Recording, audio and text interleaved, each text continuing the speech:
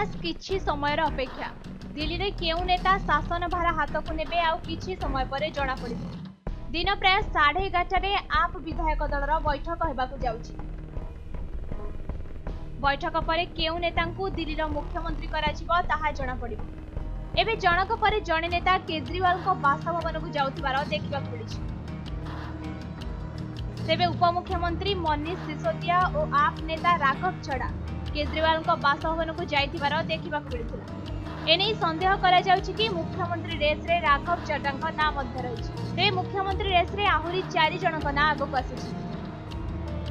सेमाने होउछन्ति दिल्ली जल मंत्री आतिशी मार्लेना, कैलाश गेहलोत, सौरभ भारद्वाज और गोपाल राय। ए 4 नेता मुख्यमंत्री पद पई दाबीदार अछन्ति।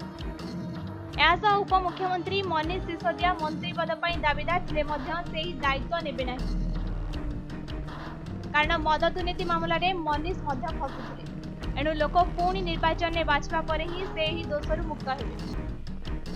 तेबे बैठक पर किए मुख्यमंत्री पद रहिबे ताहा जଣା पड़िबो। तेबे दिल्ली मुख्यमंत्री अरविंद केजरीवाल गत 13 तारिख रे जेल उठेथिले। मद दुर्नीति मामला रे फसिथिबा केजरीवाल को कोर्ट निर्दोष रे खलास करथिला। मात्र एने केजरीवाल कहछन्ति कि दिल्लीवासी जेबे मते निर्दोषर प्रमाण पत्र देबे तेबे जाई मु दिल्ली मुख्यमंत्री पद रे बसि। तेबे एथिपाई मते आगामी निर्वाचन जाय अपेक्षा करबाकू पड़िबो। एहा कहि से मुख्यमंत्री पदरु 48 घंटा भीतर इस्तीफा देबे बोली घोषणा करथिले।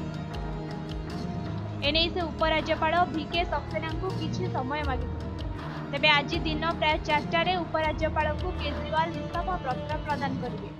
एहा परे मुख्यमंत्री पद रे आगामी किछि मास लागि आउ जणे नेतांकु देखबाकू मिलिबो। सेपटे आगक आसुथिबा दिल्ली निर्वाचन में जदि आप दल संख्या गरिष्ठता हासिल करे तेबे पुणी अरविंद केजरीवाल मुख्यमंत्री भावे नजर आसे।